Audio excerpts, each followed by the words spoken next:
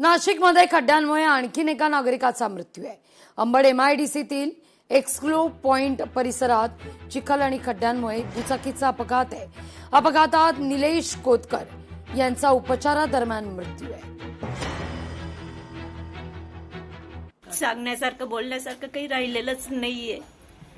हे खड्डे खूप जीवघेणे ठरलेले, खूप म्हणजे खूपच सगळं आयुष्यच बर्बाद झालंय। आमचं, माझं झालं, माझ्या मुलीचं झालं, त्यांच्या आईवडिलांचं झालं।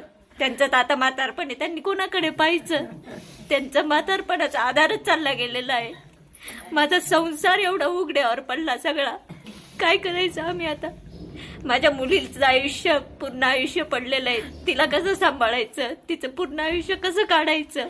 सरकारमुळे माझा पोरगा गेला, खड्डे करून ठेवले जागोजागी, लोकांना जायला रस्ते नाही ठेवले। तिकडून लोक कसे बी जाण्यासाठी गाड्या काढतात। कोणी मेल्याने माझ्या पोराला उडवलं, काय केलं आम्हाला काहीच माहिती नाही। त्या एका जणाने तिथून फोन केला, त्याने फक्त त्याच्याशी एवढंच बोलला, पासवर्ड काढून दिला त्याने। मग त्याचा पहिला फोन कोणाचा होता त्याच्यावर मोबाईल लावला, फोन केला आणि त्याने सांगितलं की असं झालं। मग तो तसंच धावत गेला, रिक्षा घेऊन गेला, रिक्षात टाकलं आणि दवाखान्यात नेलं माझ्या पोराला। आम्ही घरी नव्हतो, आम्ही पुण्याला गेलेलो होतो। खड्ड्यांच्या प्रश्नावरून ठाकरेंची शिवसेना संतापली आहे।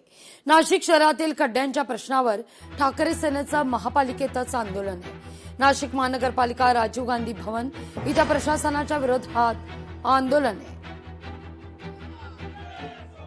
नाशिकमध्ये खड्ड्यांच्या प्रश्नावरून ठाकरेंची शिवसेना आक्रमक झालेली आहे। आपण जर बघितलं तर नाशिक महानगरपालिकेच्या या पायऱ्यांवर खरं तर आंदोलन केलं जात आहे। हे सगळे ठाकरेंच्या शिवसेनेचे पदाधिकारी या ठिकाणी जमलेले आहेत। अजूनही त्यांची ती मगरुरी कमी झालेली दिसत नाहीये। आज निवडणुका होऊन देखील 6 महिने झाले, पण नाशिकचे सर्व खड्डे, नाशिकचा जो भोंगळा कारभार चाललाय त्यामुळे नाहक सर्वसामान्य नाशिककरांना वेठीस धरून ते त्यांच्या जीवावर बेततंय। आज वर्तमानपत्रात ज्या आपण बातम्या बघतोय तर या खड्ड्यांमुळे जवळजवळ 5 बळी आज नाशिकचे गेले।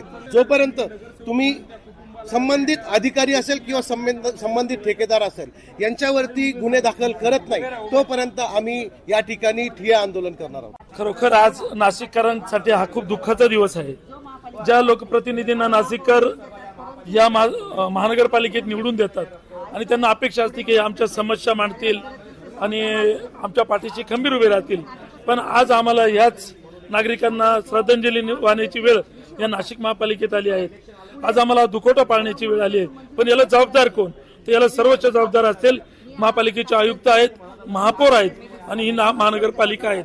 म्हणून येत्या महासभेत जर ठोस असे काही निर्णय झाले नाही तर निश्चितच महापालिकेवरती शिवसेना उद्धव बाळासाहेब ठाकरे पक्ष संपूर्ण नागरिकांना घेऊन मोर्चा काढणार आहे। महेश माले, लोकशाही मराठी, नाशिक। करता माणूस जर गेला तर त्या घराची काय अवस्था असते हे मी आता आपले मुख्यमंत्री मॅडम सुनेत्रा पवार यांच्यावर पण तो विषय आलेला आहे। त्यांच्या पण जीवनात तीच घटना घडली, तीच सामान्य व्यक्तीच्या जीवनात घडली आहे। त्यांना पद मिळून गेलं, त्यांचे मिस्टर त्या पदावर होते म्हणून, पण सर्वसामान्यांनी काय करायचं हा विचार त्यांनी पण केला पाहिजे। ही माझी बातमी त्यांच्यापर्यंत पोहोचली पाहिजे की काय असते भावना, तुम्ही समजून घ्या। त्या पद्धतीने आमची ही सुनबाई आहे, या सुनेला न्याय मिळाला पाहिजे। आमच्या नातबाईला पण प्रशासनाकडनं काहीतरी मिळालं पाहिजे तिचा उदरनिर्वाह होण्यासाठी। कारण की ते गेल्यामुळे घराला आता हातभार लावणार कोणीच नाहीये, त्यांचे आई वडील सुद्धा आहेत।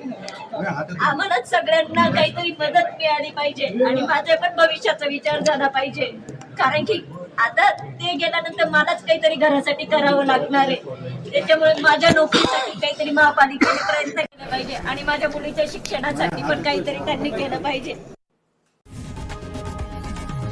लोकशाही मराठी, ऐका, पहा, जागरूक रहा।